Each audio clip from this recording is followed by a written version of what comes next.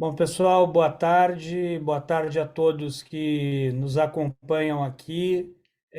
Queria agradecer a Aslore mais uma vez pela parceria para a realização de mais um evento do nosso ciclo de debates sustentáveis, hoje com foco em falar a respeito desse grande desafio que a gente tem em relação à legislação que regula a logística reversa de embalagens em geral, a nível nacional e também nos estados, e para falar um pouco do modelo de programas estruturantes para a implementação da logística reversa.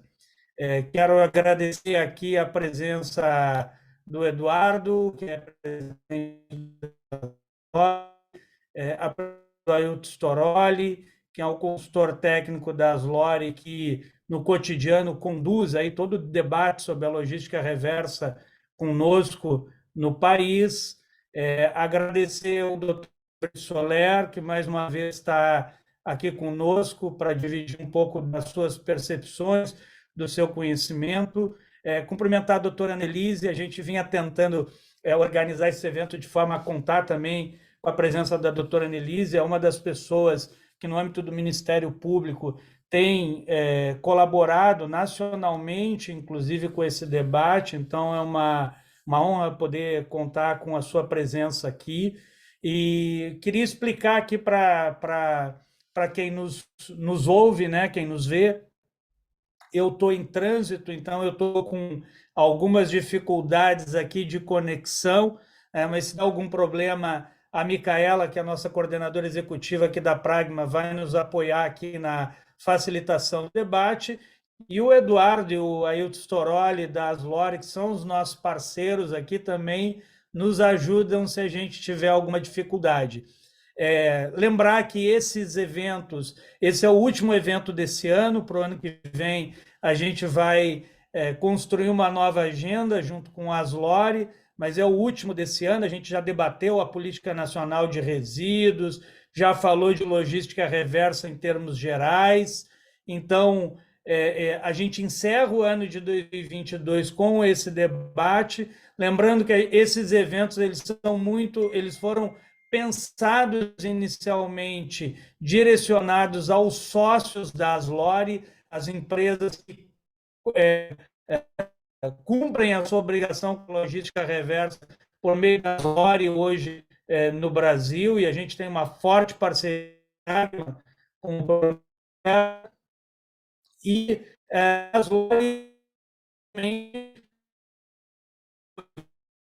outras querem conhecimento, participar do debate, sair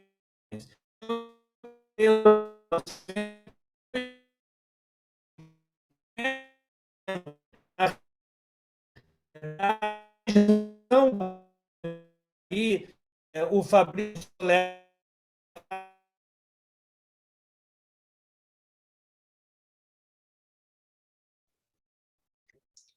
Oi, pessoal, boa tarde.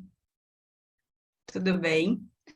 Vou conduzir aqui, acho que a conexão do Johnny acabou caindo, desculpa, como ele falou, ele está em trânsito, então tá complicado, às vezes a internet no hotel acaba ficando não muito boa, né? Então a gente vai iniciar aqui o nosso debate, vamos abrir aqui a nossa discussão, abrir a palavra para os nossos palestrantes. Johnny, retornou? Oi, Retornei aqui, Johnny. vocês me ouvem, Micaela? Sim, sim. Então, a gente vai iniciar aqui já de imediato ouvindo o Dr. Fabrício Soler, para que ele nos traga um pouco de informação e o contexto de como está esse debate sobre a legislação da logística reversa a nível do país, inclusive considerando agora, Fabrício, esse momento de transição de governo, né, que é algo desafiador para todos nós entender como que isso vai acontecer. Depois nós vamos falar aqui muito rapidamente sobre uma das formas de fazer a logística reversa, que são os programas estruturantes, e depois da nossa fala, aqui do Fabrício, da nossa fala, aí a gente vai abrir para debater esse tema, ouvindo primeiro a doutora Nelise, né, que tem acompanhado de forma muito intensa esse debate a nível nacional, e ouvindo também o Eduardo Storoli, estando aberto aqui para perguntas daqueles que nos assistem. Então, Fabrício, por favor. Johnny, boa tarde. Até para prestigiar o debate, como já me conhecem, tentarei ser aqui o mais objetivo possível. Primeiro, é um privilégio estar aqui nessa mesa contigo, com a doutora Nelise, com o Storoli, com o Eduardo e todo mundo que está acompanhando aqui, o pessoal da Aslore e os convidados aqui da Pragma e da Aslore.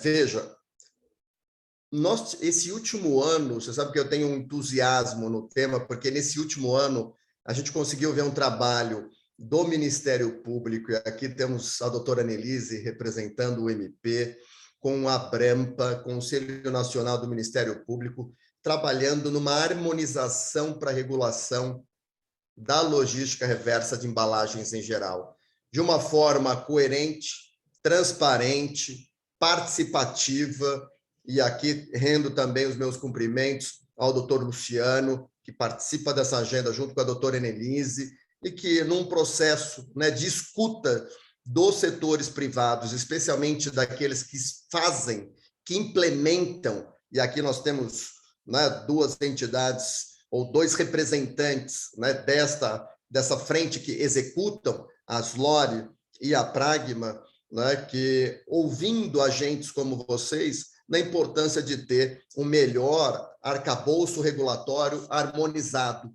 Inclusive, ontem, eu tive a oportunidade de participar de um encontro, né, com representantes do Rio de Janeiro e deixei isso muito claro. Eu falei, o estado que pior recepciona o debate é o Rio. É o Rio, que tem um sistema anacrônico, tem instrumentos que ninguém usa, PMIM, ato declaratório, um negócio completamente fora, né, de organicidade, sendo que os setores, os sistemas, os programas, as gestoras, como aqui a Aslore e a Pragma, já trabalham tranquilamente com seus planos e relatórios anualmente, trazendo cada vez mais empresas aderentes, aumentando, né, encorpando o tema, e, naturalmente, o que é possível observar, quando o Estado regulamenta a logística reversa de embalagens, é uma sinalização importante e automaticamente novas empresas vão aderindo, né? Por mais que tenhamos um acordo setorial de 2015, um termo de compromisso de embalagem de aço de 18, um termo de compromisso de embalagem de alumínio em 20, 3 consultas públicas, não, 4, na verdade, a do vidro em 21 e a plástico agora em 22, papel e papelão aberto e metal aberto, ainda tem uma enormidade de empresas que desconhecem o assunto e que, por consequência, não cumprem uma obrigação legal de implementar o sistema de logística reversa. Naturalmente, porque o tema passa por desconhecimento, ou nós estamos falando de custo, e aí eu sou um ferrenho defensor da isonomia, todo mundo me conhece, sabe que eu faço questão de falar da importância de controlar os importadores, de assegurar que todos cumpram com a sua obrigação. E aí eu dou um exemplo de estados que não são industrializados, como o próprio Mato Grosso do Sul, que teve um alto número de empresas cumprindo logística reversa. Piauí, outro estado que não é industrializado, que da mesma forma tem um grande número de empresas cumprindo com a logística reversa, que estão regulamentando, né, de uma forma mais otimizada, mais pragmática. Talvez não seja, eu gosto de uma frase, até o secretário André França fala isso, antes feito que perfeito. Então, está feito, está acontecendo, né, num modelo, em grande parte, buscando prestigiar os estruturantes, e aqui, sem dúvida alguma, né, temos a doutora Nelise, trabalha com muito carinho nesse tema, né, com muito cuidado, olhando as associações, as cooperativas, as catadoras e os catadores. Eu, particularmente, tenho um apreço muito grande pelo tema, até porque eu vejo que o S do famigerado ou do propagado ESG está aí. Né? Não dá para se falar em ESG sem trabalhar na base, sem trabalhar com as cooperativas, sem estruturar a base de recuperação de materiais. E acredito que um maior conhecimento, hoje particularmente, olhando o cenário federal, e depois de tudo que a gente acompanhou, eu entendo que hoje um caminho mais adequado seria dispormos de um decreto federal tratando da logística reversa de embalagens. Veja, o acordo foi um excelente aprendizado, valeu demais, ajudou, deu conhecimento, os programas se organizaram. Talvez seja o momento de termos um decreto que dê a regra geral para todo o país e os estados, à medida do possível, pelo menos seguindo uma orientação federal mais harmonizada, né? Como está acontecendo. Né? A minuta do Rio Grande do Sul, de certa forma, em grande parte, está alinhado com o que se pensa. A minuta que está sendo trabalhada no Mato Grosso para a logística reversa de embalagem em geral também. A que está em consulta pública em Goiás, para mim, é a que melhor reflete o que eu gosto, eu particularmente anseio em termos de logística, especialmente ao dar a preferência ali também às cooperativas. Então, a gente vê um movimento proativo, um movimento positivo de regulação e minimizando o embate judicial. Eu acredito que esse seja o grande ganho para o setor privado. Né?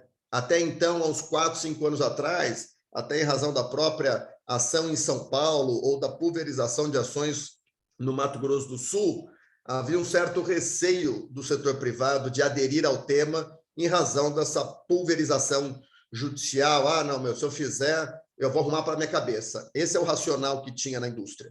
Né? O industrial tinha esse receio. Hoje nós estamos vendo um ambiente mais consolidado, um diálogo mais construtivo, e aí desde órgãos ambientais estaduais, com o Ministério Público e as entidades gestoras, e aqui rendo também, né, os meus cumprimentos à Pragma, que faz um excelente trabalho junto nessa frente com os estruturantes, o Storoli, que é uma referência no Brasil para esse tema, já aí há mais de 15 anos, liderando, né, esse debate, já na época do Sempre, do próprio acordo setorial. Então, nós temos muita inteligência dentro desse tema, já construída. Agora, ela precisa dilatar. E acredito que o acordo esteja próximo aí esteja em fase de exaurimento, na minha opinião. E isso se mostra com as regulações estaduais. E talvez nesse sentido, né, olhando as regulações estaduais, para onde a gente está indo, talvez aí, Johnny, um novo cenário, doutora Annelise, seja aí pensando um decreto federal, um novo cenário e, naturalmente, um maior controle e fiscalização. Fico por aqui para dar esse comecinho e para a gente ir construindo junto aqui o debate.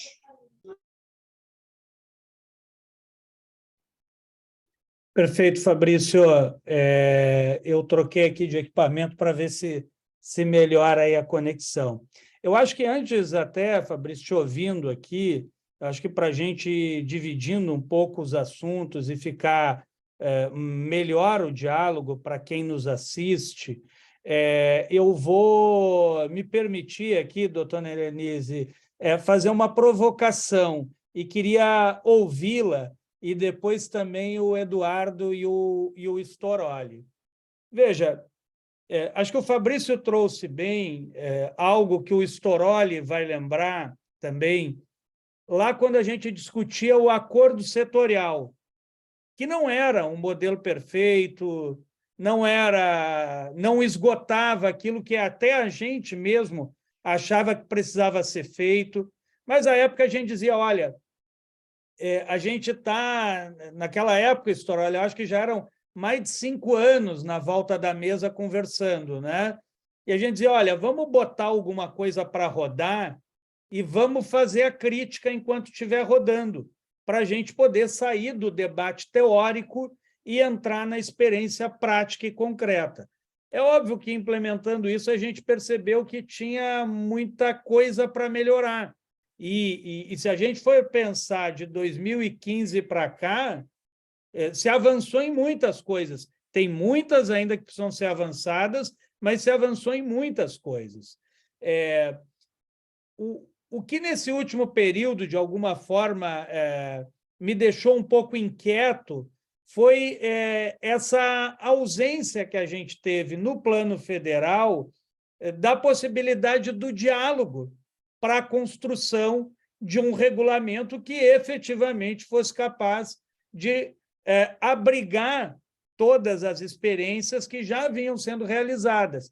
E aí, doutora Annelise, a gente viu um movimento no sentido oposto, feito pelo Ministério Público, liderado pela Abrampa e por muitos promotores que se envolveram com esse tema, que foi o movimento do diálogo, de conversar, de chamar o setor privado e dizer, olha, precisa fazer, precisa cumprir. A gente aqui, se a doutora Annelise me permite, eu participei de uma negociação de uma das implicadas lá na ação de Porto Alegre, e já na primeira reunião eu tinha ido assessorar uma das associações, ao final da reunião eu dizia, gente, olha que oportunidade, o que nós ouvimos essa tarde aqui hoje do Ministério Público foi o seguinte, não, a gente só quer que vocês façam. Então, foi isso que a gente ouviu, e isso eu acho que foi muito positivo, porque a gente foi construindo, né, saídas, possibilidades, e a gente vê isso, inclusive, hoje com a minuta de decreto proposta pela Abrampa, que pode não ser perfeita também, tem coisa para melhorar, mas se construiu uma referência de regulamento para dialogar com os estados e que é representativo daquilo que os vários setores estão discutindo. Então, eu dei essa volta, doutora Annelise, para provocar o seguinte, como que a senhora, na posição de um órgão que, na verdade, tem como tarefa principal garantir o cumprimento da lei, enxerga esse cenário de evolução da logística reversa e a possibilidade da gente construir um regulamento que, de alguma forma, dê segurança jurídica e organize esse processo a nível federal. Porque essa é uma das grandes questões, eu encerro, que muitas vezes as empresas se colocam. Poxa, eu tenho uma legislação federal, eu tenho uma estadual, às vezes as duas não se conversam, e como que eu faço para implementar a logística reversa em cada estado de uma forma diferente? Eu acho que a gente avançou agora com a Abrampa, mas tem um desafio de organizar isso a nível federal, e aí isso aplicado à realidade local, e eu sei que a senhora vive aí muito intensamente, né, a implementação disso na cidade de Porto Alegre. Então, deixo aqui essa provocação. Olá, boa tarde, então, a todos. Obrigada, Dione, pela pergunta. Mas, antes disso, eu queria saudar a todos os participantes aqui que estão conosco, o doutor Fabrício Soler, que é, com certeza, uma das maiores autoridades no tema da gestão de resíduos, do direito dos resíduos, se tornou realmente um direito dos resíduos, se descolou do direito ambiental, de tão complexo que é o assunto hoje, né? Seus desdobramentos. O Ailton Storoli também, tive a alegria de conhecê-lo também, pelo seu conhecimento. O Dione mesmo, que tem sido um parceiro muito importante pela Pragma, atuando junto a programas estruturantes de algumas das entidades com as quais nós fizemos acordos. O Eduardo Asman, presidente das Lore, a Tânia Sete, também não posso deixar de cumprimentar, então, todos aqueles que nos assistem. Eu fico muito feliz com esse convite, agradeço a oportunidade de ser numa sexta-feira, que eu consigo, então, participar. E, realmente, Dione, assim, é um assunto que me inquieta há muito tempo, e talvez por uma falta de um pulso mais firme no âmbito federal. Porque o que acontece, assim, na minha leitura, tá? Eu não sou uma especialista no assunto como o Fabrício, que estuda esse assunto, inclusive no âmbito acadêmico, mas eu sou uma operadora do assunto, ou seja, eu tentei implementar a lei de resíduos sólidos desde o instante em que ela surgiu, porque antes mesmo dessa lei, no Rio Grande do Sul, como nós já tínhamos uma lei estadual de resíduos, eu já trabalhava muitíssimo com as indústrias no sentido para que fizessem os seus respectivos planos de gestão integrada de resíduos. Então, esse tema dos resíduos sempre foi um assunto que fez parte do meu radar. Então, quando surgiu essa discussão das embalagens em geral, e foi firmado o Acordo Setorial de Embalagens, priorizando a cidade de Porto Alegre, priorizando as ações estruturantes através de apoio e capacitação aos catadores, eu fiquei feliz da vida e prontamente comecei a querer saber o que as entidades estavam fazendo de concreto. Então, comecei a indagar o que estavam realmente fazendo em Porto Alegre. Algumas estavam, de fato, fazendo. Algumas grandes empresas instituíram programas em seguida e começaram, inclusive procuraram o município de Porto Alegre para saber quais eram as entidades mais vulneráveis, quais que precisavam de investimentos.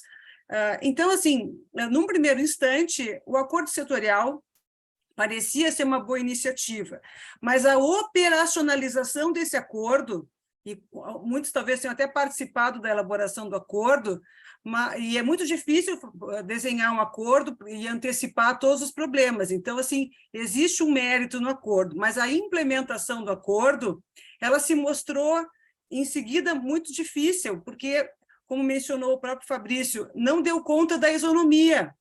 Então, as entidades envolvidas no acordo, elas ficaram praticamente isoladas, e mesmo dentro das entidades, algumas empresas capitaneando as iniciativas e outras talvez nem tanto, de tal forma que o Ministério Público, que é um órgão de controle, quando começa a indagar, entidade X, o que você está fazendo?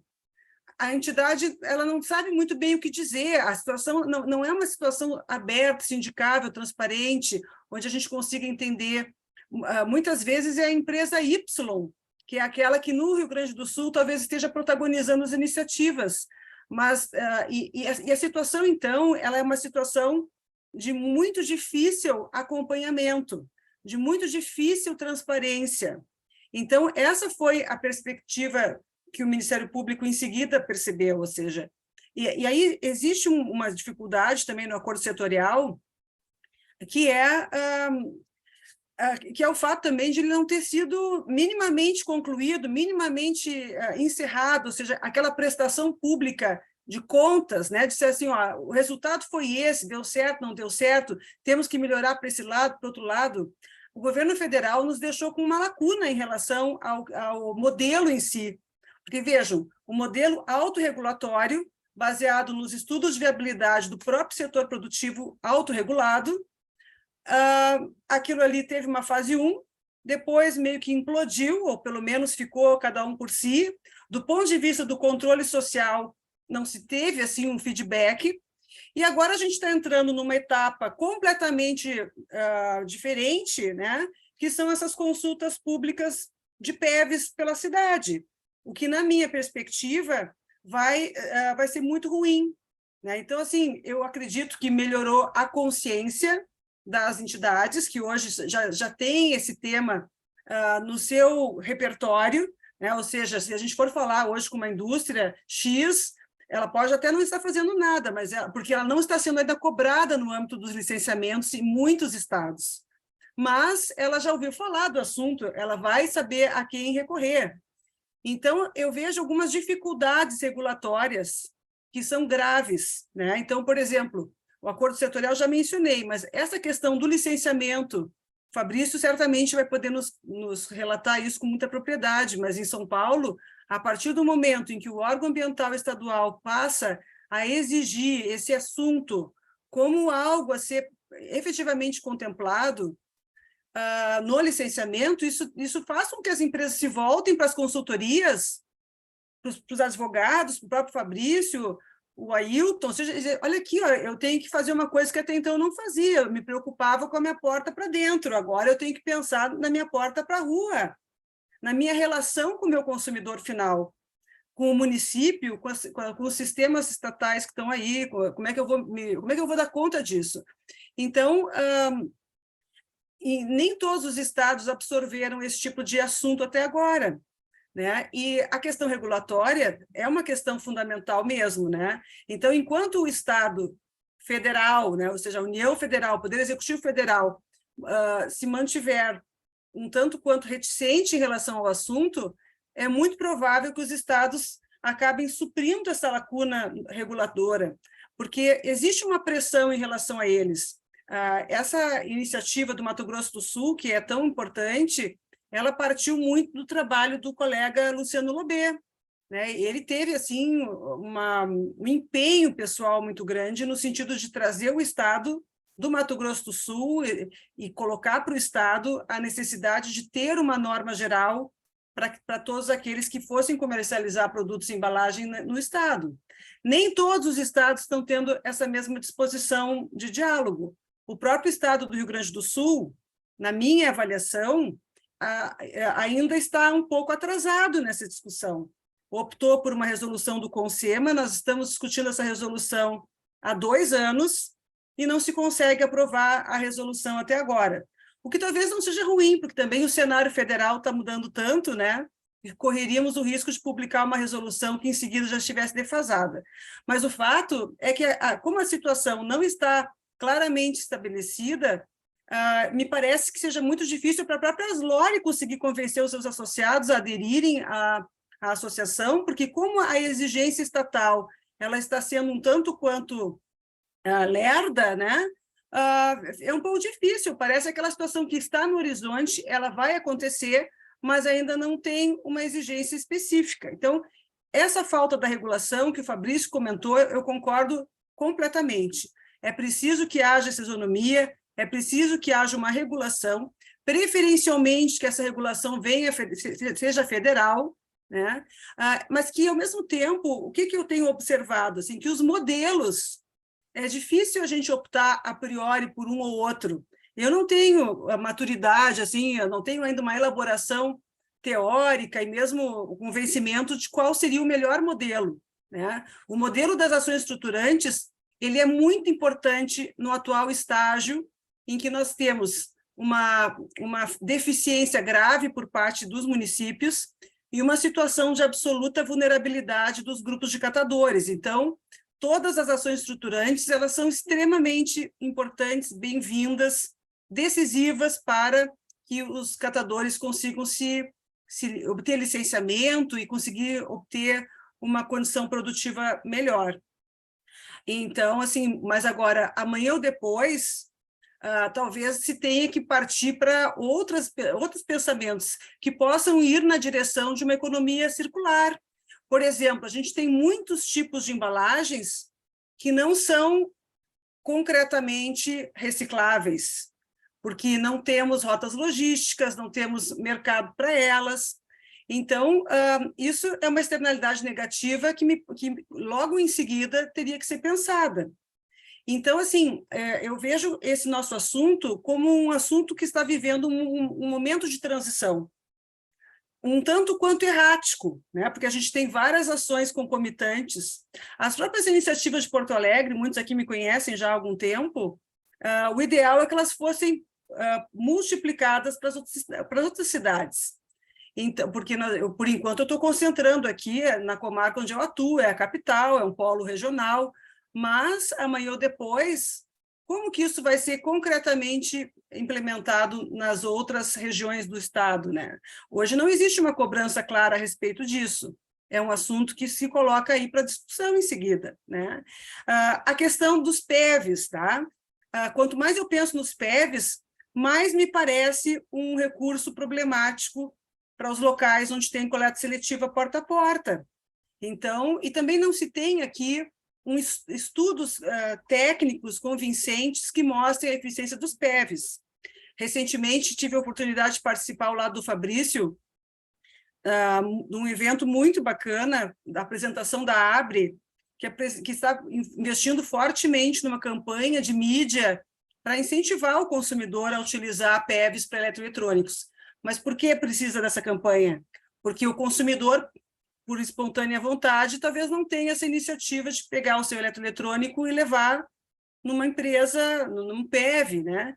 Então, se ele tem essa dificuldade no eletroeletrônico, que é um resíduo que tem suas especificidades, vocês imaginem o plástico, o vidro, o papelão.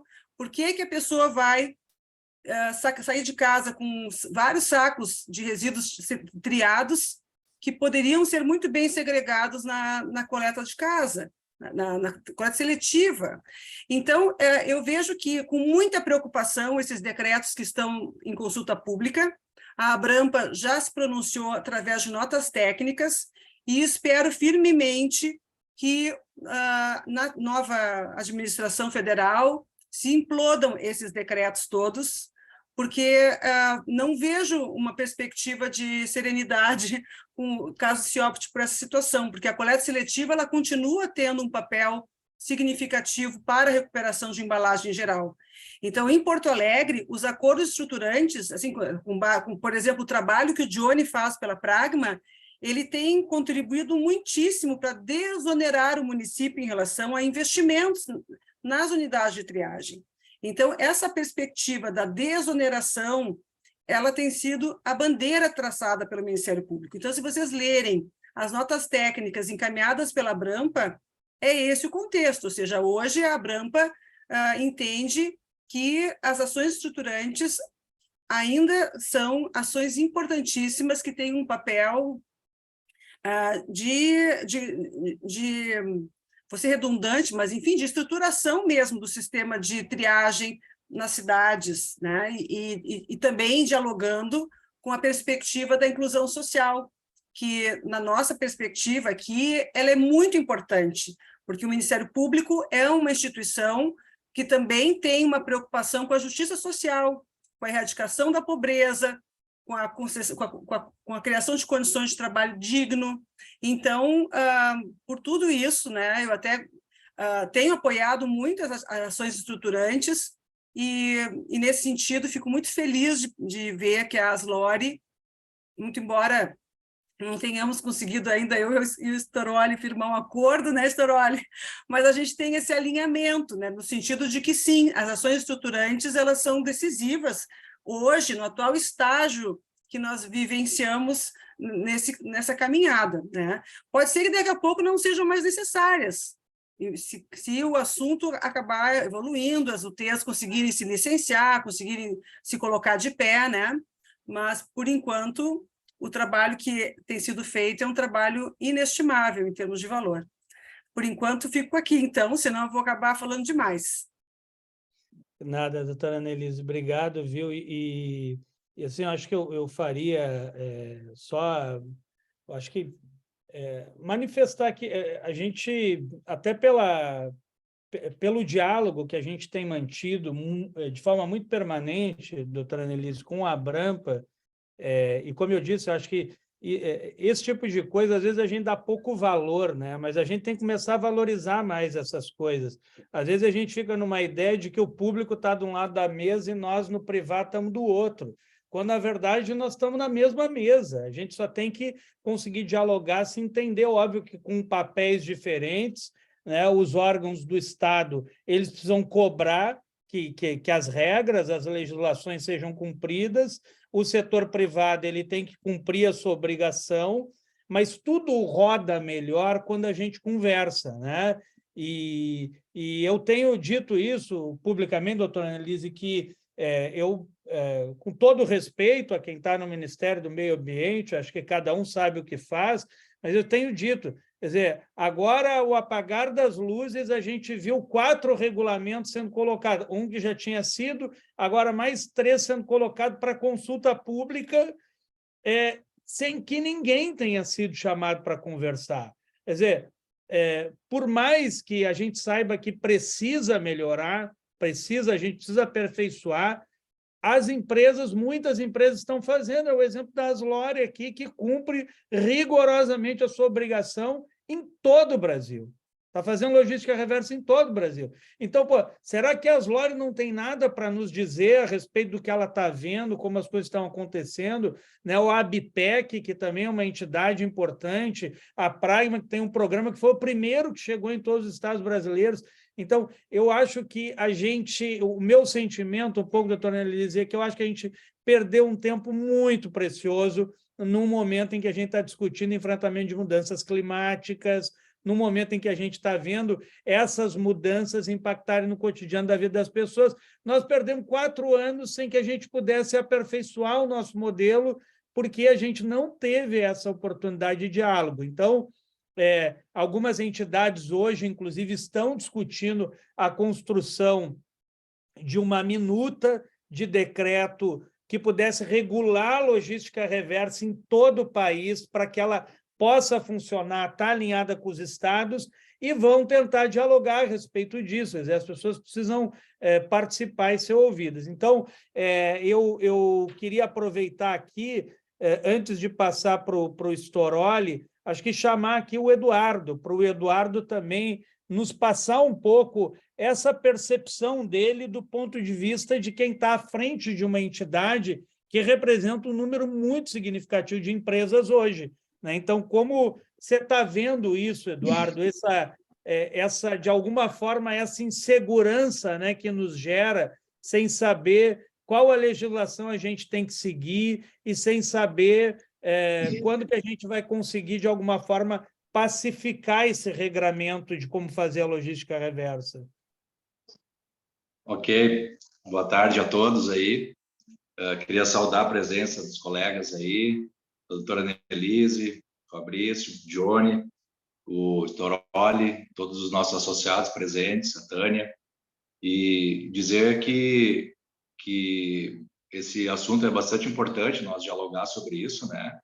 Para que o nosso associado entenda esse dinamismo e essa dificuldade que tem ocorrido aí com relação a esses decretos todos aí, ao apagar das luzes desse governo atual, né? Então, eu também falo aqui, obviamente, pela Aslore, né? No sentido de que a gente busca sempre compreender o que está acontecendo com a ajuda de todos vocês, né?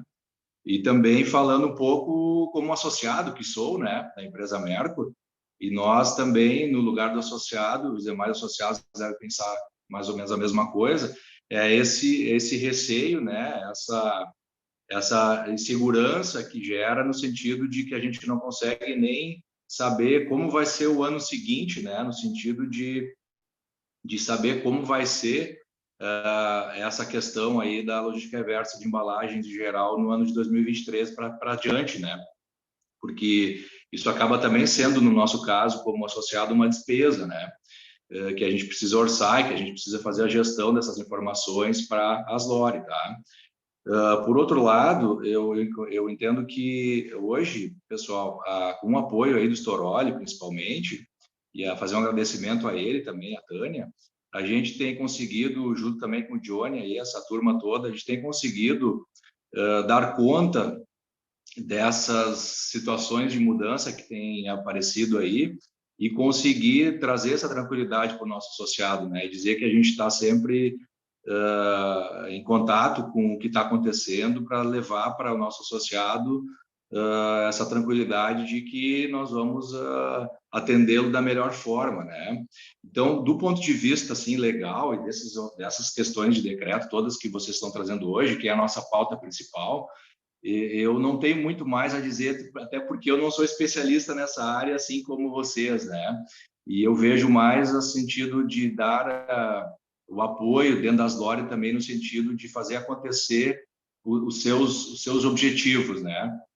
Então, por exemplo, nós estamos agora nos esforçando para fazer com que hajam essa estruturação das nossas cooperativas, né? Hoje as cooperativas que nós temos apoiado diretamente, a gente tem todo um trabalho aí de gestão, de apoio da Pragma, no sentido de fazer essas auditorias, né, e trazer essas melhorias estruturantes que a gente chama, né, para essas cooperativas, né.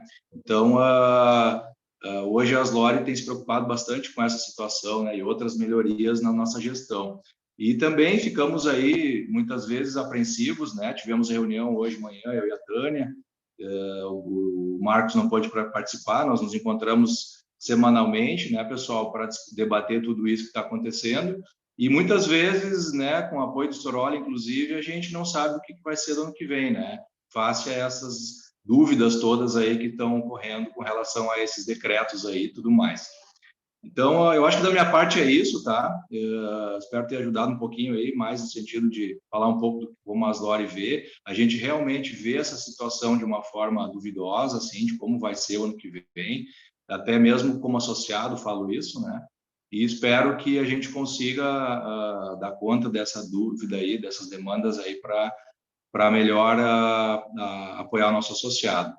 Para finalizar, olha só, nesse último ano agora, de 2022, né, acho que lá de abril, maio para cá, nós tivemos aí o ingresso de 40 associados novos na Aslore, né?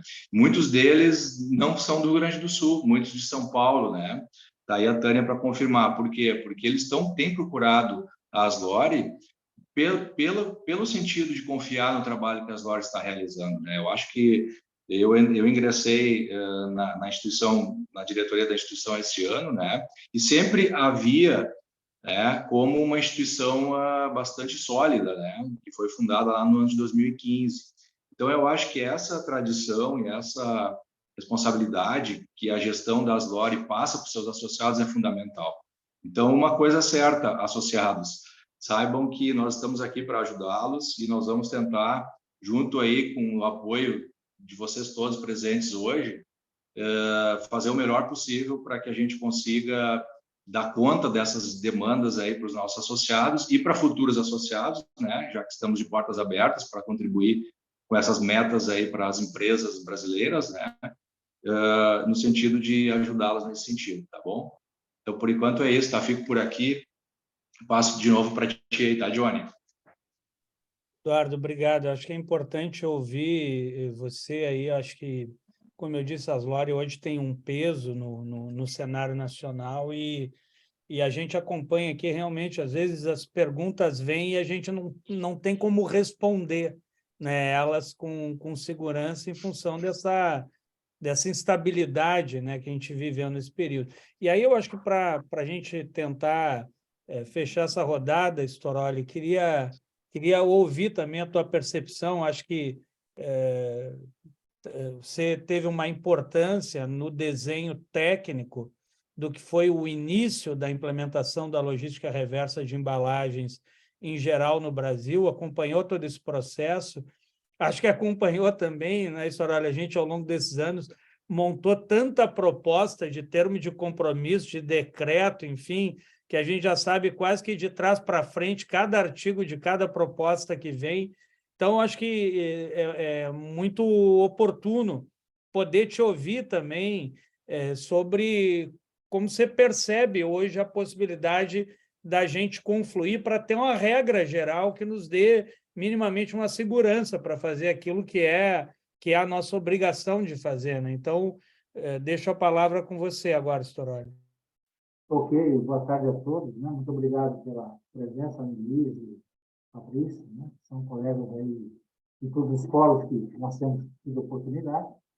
E eu acho que corroboro muito com o que a Annelise falou, que o Fabrício falou, pegando um pouquinho de história de 2012, logo após a aprovação da lei federal.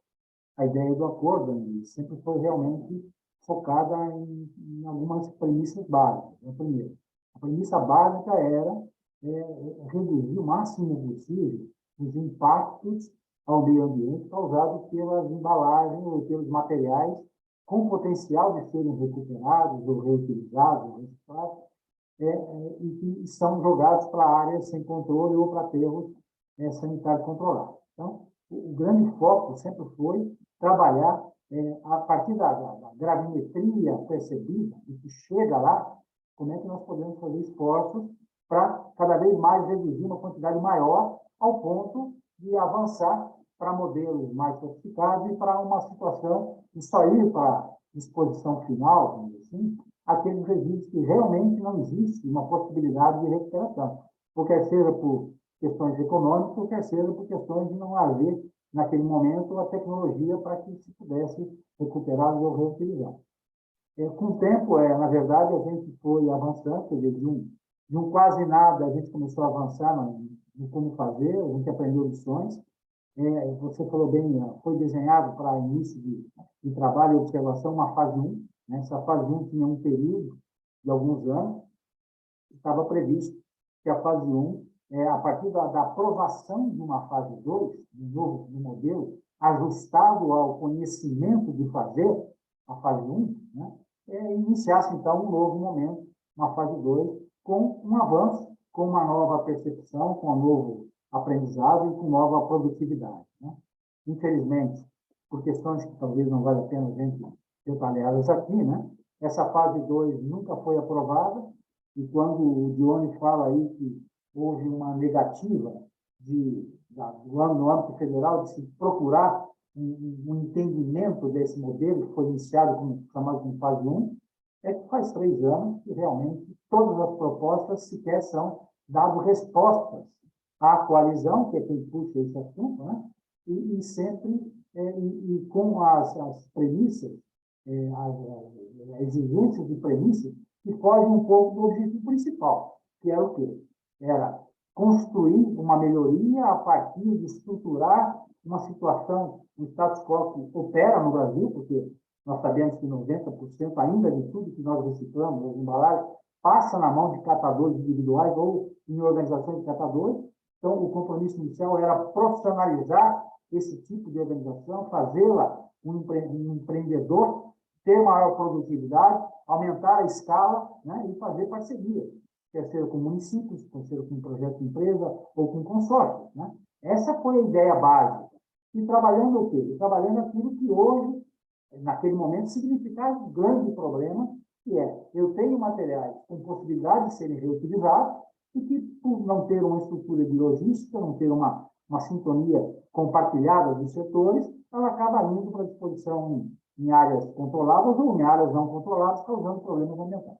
Então, e ainda, falando um pouco do mais recente, que é a economia circular, impedindo ou talvez dificultando que a economia circular das organizações pudesse ser melhorada, porque a economia circular significa você buscar recursos apenas o mínimo necessário, depois de todo o seu esforço de minimizar, de diminuir quantidade, melhorar a sua inovação das embalagens e, eventualmente, recuperar onde é possível recuperar, né?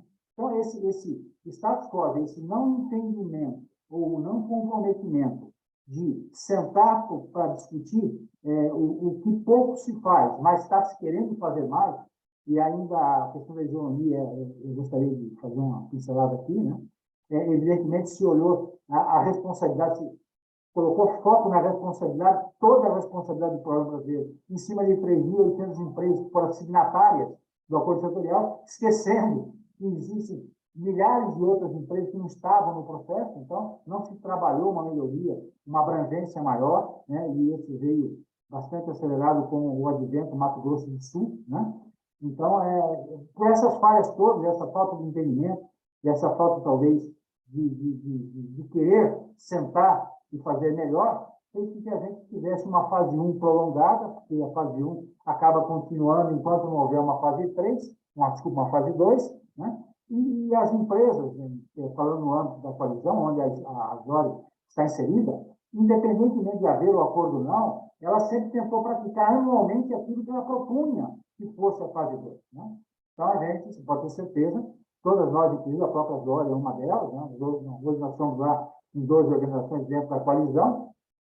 Claro que muitos saíram e muitos sairão a partir do ano que vem, mas a coalizão, ela fez internamente o papel de sensibilizar as organizações, as suas associações, a sensibilizar a necessidade de fazer uma melhoria continuada dos processos, uma melhoria dos padrões de qualidade dos projetos, uma melhoria ou uma padronização melhor sobre que tipo de projeto estruturante nós devíamos trabalhar e apresentar como um projeto estruturado. Hoje, nós temos padrões dentro da coalizão, então hoje não é mais qualquer organização que pode trabalhar com a coalizão sem ter o compromisso de melhoria, né? Você deve ter percebido aí no Rio Grande do Sul, em que você trabalhou, que existem padrões, as empresas visitam, os parceiros visitam essas organizações, além de disponibilizar contratos que colocam recursos, eles orientam onde colocar o recurso, como colocar o recurso, provêm a estrutura que eles necessitam para melhorar a qualidade, e a ideia é numa espiral de melhoria continuada,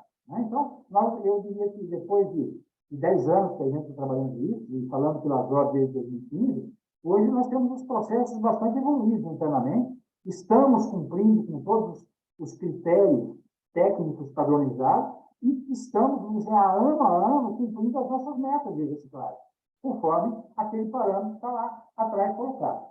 Bom, esse é o cenário que eu tentei recuperar do acordo setorial, ele foi baseado em tudo, né? O que acontece com esses novos decretos aí é que houve um desvio de objetivos, né? Passou a se olhar muito a questão mercadológica, né? A evidência certificada de alguma coisa, né? Onde os recursos nem sempre vão para estruturar, mas vão para remunerar o investimento que está sendo feito nesses processos todos. E eu não estou fazendo aqui o julgamento de causa, tá certo? Eu estou falando aqui como observador, desse assunto, né? Se fala em decretos hoje, por exemplo, um dos absurdos que eu posso mencionar de um desses processos que estão em consulta pública, é que você está colocando uma taxa de recuperação de 95% para as embalagens de alumínio. E todos nós sabemos que hoje já se recupera no Brasil 97,8% das latas de alumínio. Portanto, o alumínio não é um problema ambiental. E se você quiser, por exemplo, que uma empresa das lojas que tem suas latas de alumínio coloque 97% de recuperação das latas que ela pôs no mercado, ela vai competir com o próprio fluxo que hoje sai, desde o catador independente, chegando lá na reciclagem, que existe um valor agregado, né? E nós vamos ter que competir com isso. E com isso, o que acontece? Um grande esforço para um resultado pequeno, porque as latas não são uma preocupação, e o que vai acontecer? E quando você vê um outro projeto falando em papel, 38% com proposta de meta, onde você hoje, nós fazemos com o nosso modelo 55%, 60%, a ideia é, você não precisa de 55%, 60%, então eu vou desmobilizar o meu esforço em retirar papel, e ao invés de eu estar como um todo melhorando a logística reversa das embalagens em geral, eu não sou. O dinheiro, às vezes, está indo para um setor que não está aumentando em nada, a reciclagem, ou num determinado segmento, e estou desmobilizando, não fomentando, tirando o interesse de alguns materiais importantes que são retirados, porque no final do frigir dos ovos, Annelise e demais, não importa a reciclagem feita pelas cooperativas ou pelos municípios, cada tonelada que não vai para o setor de disposição final é um custo a menos para o setor municipal, é um custo a menos para o meio ambiente. Então, não tem sentido, de repente, eu passar um sinal que, ao invés de eu estar tirando 55% de todo o papelão que poderia ir para o aterro, que eu precisaria tirar apenas 38%. E eu preciso colocar muito esforço e muito dinheiro para retirar, para recuperar e demonstrar para mim a 98% das minhas datas, onde 98% já está acontecendo. Então, eu acho que esse desvio de objetivo, né, está criando realmente não está favorecendo que a gente tenha um planejamento de melhoria continuada dentro do que é possível economicamente falando. Você falou uma coisa importante, que é dentro de uma viabilidade econômica. Você sabe que as embalagens em geral, no primeiro momento da política, não é uma embalagem pontuada como um problema ambiental. Ela é pontuada como podendo vir a ser em função de uma percepção do problema, né?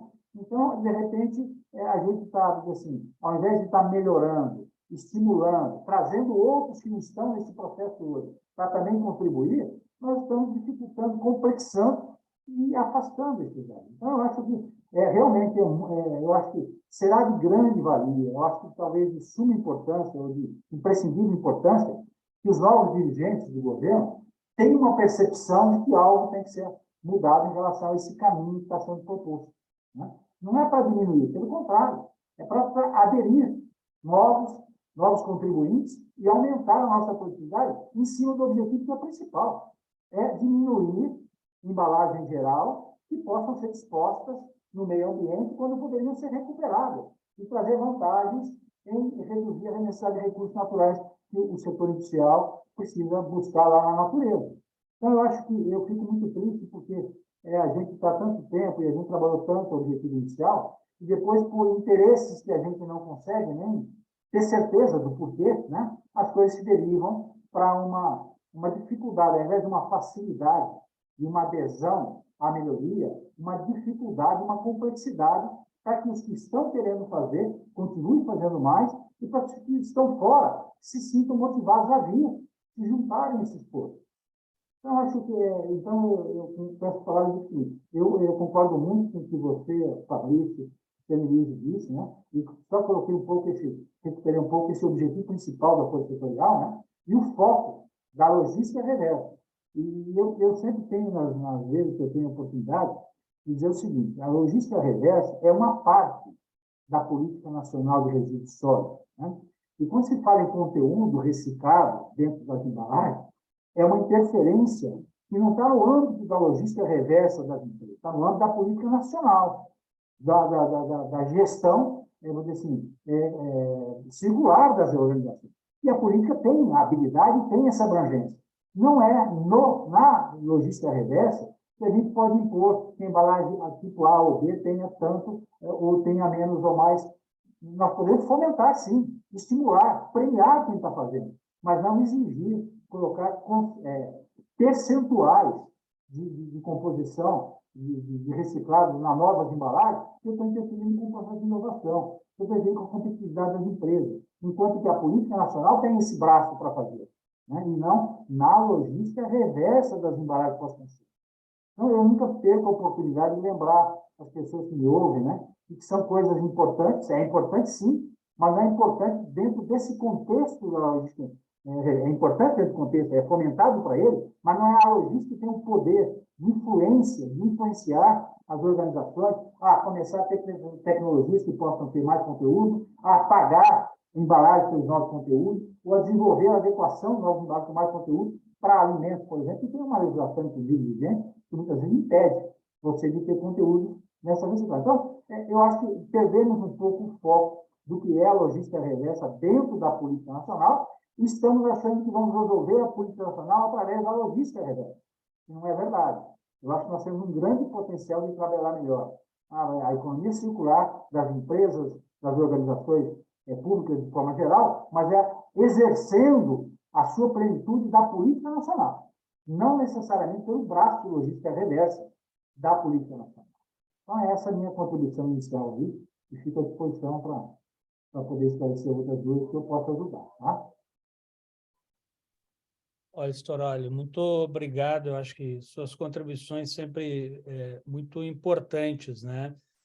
Eu acho que o ponto central, e aqui de todas as falas, eu acho que apontam isso, é que a gente precisa ter um regulamento que seja capaz de regular aquilo que é o objeto do que nós estamos discutindo aqui, que é a logística reversa, que nos permita ter um alinhamento de um regramento federal com as regras que estão sendo produzidas pelos estados, que se garanta isonomia, né? Isso é fundamental, né? A gente não pode ter um regulamento, por exemplo, que se amolda só a um único modelo do mercado, né? Assim, é uma coisa estranha, né? A gente tem 20 modelos andando no mercado e o governo edita um regulamento que só cabe para um, né? E os outros, de alguma forma, não conseguem ser operacionalizados do ponto de vista da regra, né?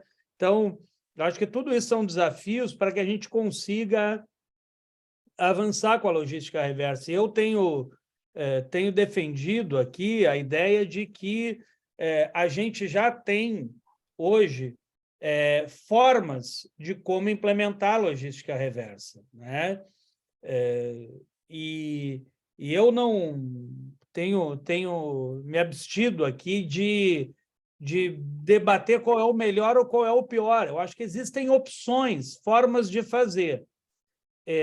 Tem um modelo que eu acredito, né, que é o modelo que a Pragma pratica aqui, que é um modelo estruturante.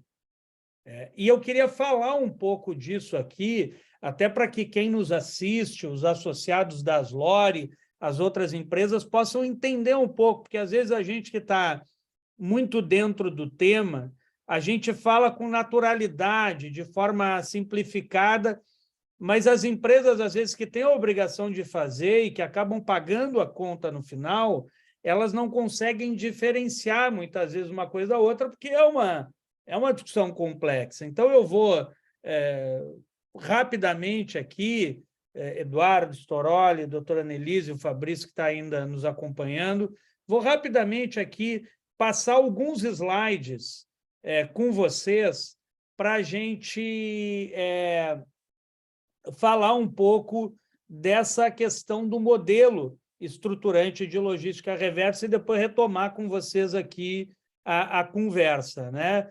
Então, eu sempre falo, a gente tem conseguido lograr êxito aqui na Pragma naquilo que é o ponto que inspirou a nossa criação, que é atuar enquanto um elo, né? A gente pode estar em espaços diferentes, a gente pode ter desafios diferentes, obrigações diferentes, mas nós estamos no mesmo percurso, né? Enfrentar a questão dos resíduos, a logística reversa e todo o impacto que isso tem nas mudanças climáticas, que é uma agenda importante hoje para a gente. Eu lembro aqui, doutora Annelise, sempre quando a gente está falando, pessoal, logística reversa, enfim, não estamos falando de algo separado, desconectado do mundo, nós estamos falando de um dos instrumentos criados pela Política Nacional de Resíduos Sólidos para colaborar com a destinação adequada dos mais de 82 milhões de toneladas de resíduos que são gerados anualmente no Brasil. Lembrando que algo em torno de 30 milhões, ou seja, um pouco menos do que a metade, ainda continua sendo destinado de forma inadequada, né? Uma boa parte, inclusive, dessa quantidade indo para os quase 3 mil lixões que a gente ainda tem no Brasil. Eu até comentava isso, quer dizer, a gente tem um esforço do setor privado hoje, desafios do setor público, e exatamente por questões como essa, que é a realidade da existência de lixões no Brasil, que nós precisamos conectar. O que a gente pode fazer junto para acabar com essa coisa horrorosa que ainda marca a realidade do nosso país, que são pessoas trabalhando em lixões, disputando espaço com urubu, com rato e com tantos outros vetores. Acho que quem já teve a oportunidade de ir num lixão, de trabalhar, eu trabalhei 2 anos dentro de um lixão, que era o maior da América Latina, Gramacho, então eu vivi aquela realidade e sei o quanto é desafiador e nos desafia aqui na Pragma até hoje, né? E se já não bastasse isso, quer dizer, a nossa ausência de recuperação de resíduos nos faz perder oportunidades gigantescas, né? Porque são mais de 27 milhões de toneladas potencialmente recicláveis, que poderiam estar gerando mais de 500 mil postos de trabalho e injetando na nossa economia algo em torno de 14 bilhões de reais anualmente. Então, não estamos falando de pouca coisa aqui, nós estamos falando de iniciativas que podem colaborar com um setor econômico que é intensivo em mão de obra, que tem uma colaboração importante para a questão ambiental do país. E é pensando nisso, sabendo, como o Storoli falou, que o que nós estamos entregando aqui é um resultado para a logística reversa, mas entendendo que essa entrega não está desconectada do todo, foi que a gente criou esse modelo, junto com outras entidades, de programas estruturantes que aqui na Pragma é realizado por meio do programa Recupera, que é um programa que nós criamos destinado exclusivamente à destinação de embalagens pós-consumo para reciclagem.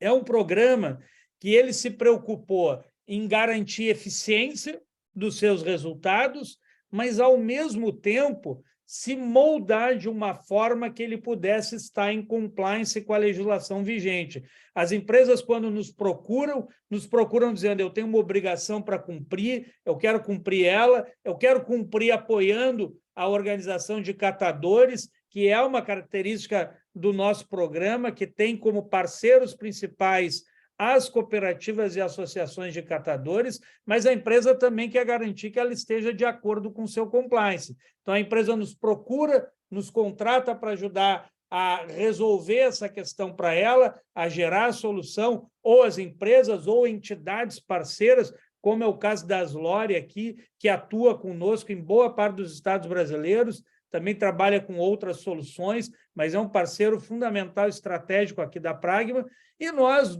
daqui do nosso lado, para buscar esse resultado, também fazemos parcerias com organizações de catadores. E para cada tonelada que essas organizações nos provam, por meio da nota fiscal, que foi destinada para reciclagem, a gente realiza um investimento para que ela possa melhorar as suas condições de trabalho, de organização.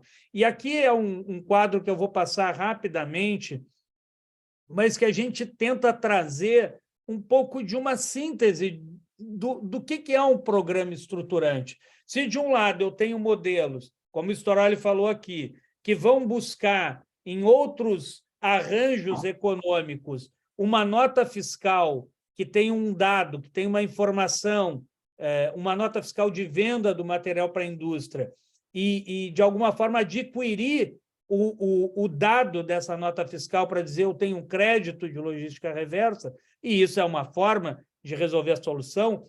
Nós aqui trabalhamos na lógica dos programas estruturantes, sempre buscando identificar quem são os operadores logísticos nos estados que podem ser nossos parceiros, priorizando, como eu disse, cooperativas e associações, fazendo visitas e aplicando diagnósticos de oportunidades de melhoria nessas organizações, vendo se elas cumprem requisitos mínimos que permitam elas estarem dentro do programa. O que são esses requisitos mínimos? Se a gente não tem uma ocorrência de trabalho infantil, de trabalho escravo análogo, ou condições extremamente precárias de trabalho, e quando elas têm, isso não, quando tem uma condição precária, mas a cooperativa quer melhorar essa condição, ela não está impedida de entrar no programa, mas ela assume o compromisso de trabalhar conosco para mudar essa realidade. E toda essa nossa parceria, ela é uma parceria documentada com as organizações de catadores,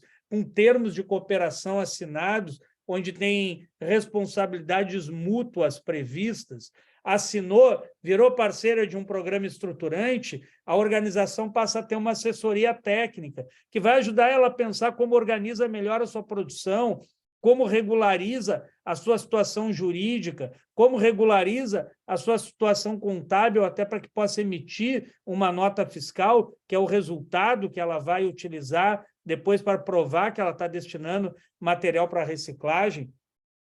A nossa equipe técnica, que hoje está espalhada por todo o Brasil, ela acompanha mensalmente os resultados dessas organizações e pega as notas fiscais para que a gente consiga, de fato, verificar se os resultados estabelecidos na parceria foram cumpridos. E, óbvio, que a nota fiscal para a gente não é só um papel, ela é um documento. E, por ser um documento que é o que comprova o nosso resultado, ela passa por uma série de checagens aqui, né? Então, a gente vai verificar se essa nota fiscal ela é coerente, se essa nota fiscal ela está destinando o material de forma adequada, se essa nota fiscal é válida na base da Receita Federal. E, além disso, as organizações parceiras, aqui no caso do nosso programa, elas assinam um termo de não colidência, ou seja, elas assumem um compromisso de que aquele resultado que ela está compartilhando conosco, ela não vai ceder para outro programa, senão a gente teria 2 programas de logística reversa fazendo resultado com a mesma massa, e isso a gente sempre busca impedir.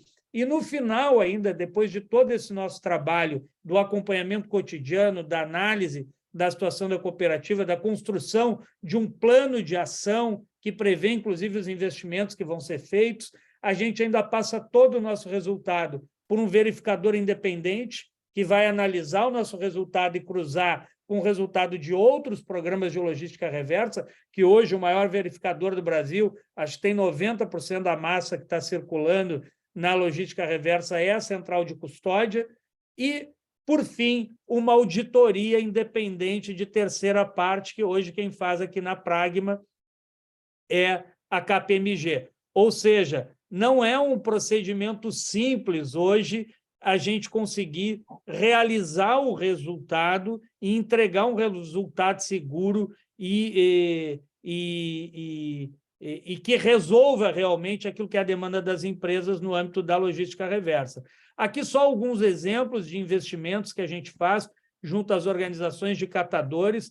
Nós somos o primeiro programa a conseguir chegar em todos os estados brasileiros, e a gente via muito esse desafio, principalmente na região norte do país, que é mais cara, é mais difícil, é mais distante, mas até pelo nosso histórico aqui, a gente defendeu desde o início que a logística reversa ela tinha que atender todos os estados brasileiros para a gente manter um equilíbrio. É muito normal, né, a gente ver uma concentração de ações nas regiões sul e sudeste, quando tem esse desafio nas outras regiões do país. Foram mais de 160 mil toneladas até hoje que a gente colaborou junto com as organizações de catadores parceiras para que fossem destinadas para reciclagem, mais de 600 empresas parceiras e 250 organizações de catadores. Então, eu fecho aqui a minha apresentação, só concluindo aqui com um comentário que é o seguinte, e aí, doutora Annelise, indo muito ao encontro do que a senhora falou no seu comentário anterior. Primeiro, eu acho que a gente não pode abrir mão de algo que está previsto na Política Nacional de Resíduos Sólidos, que é a inclusão dos catadores de materiais recicláveis. Eles precisam fazer parte da logística reversa, eles precisam ser priorizados, eles precisam participar do resultado econômico da cadeia da reciclagem. Isso a gente defende há mais de 20 anos e vamos continuar defendendo. Agora, isso é uma coisa. Outra coisa, e aí a gente não concorda, é tentar resumir que a questão de resíduos é uma questão afeita somente aos catadores, como se ninguém mais pudesse se envolver na construção de soluções. Isso eu acho que é, inclusive, uma maldade com os catadores botar um desafio desse tamanho em cima só do ombro deles.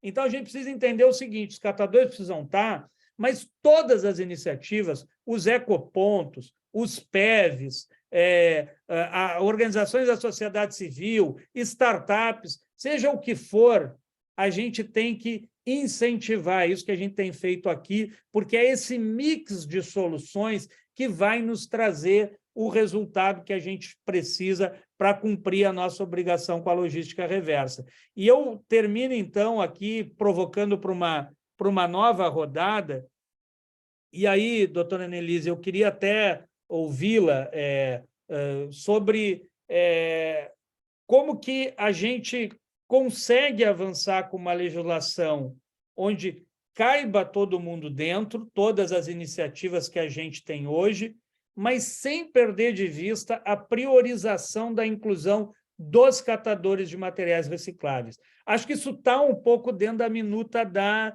que a Abrampa propôs, mas eu queria ouvi-la também um pouco aqui, depois o Storoli e o Eduardo, sobre como vocês veem isso, quer dizer, como que a gente consegue garantir a inclusão dos catadores num ambiente onde vários tipos de soluções possam conviver.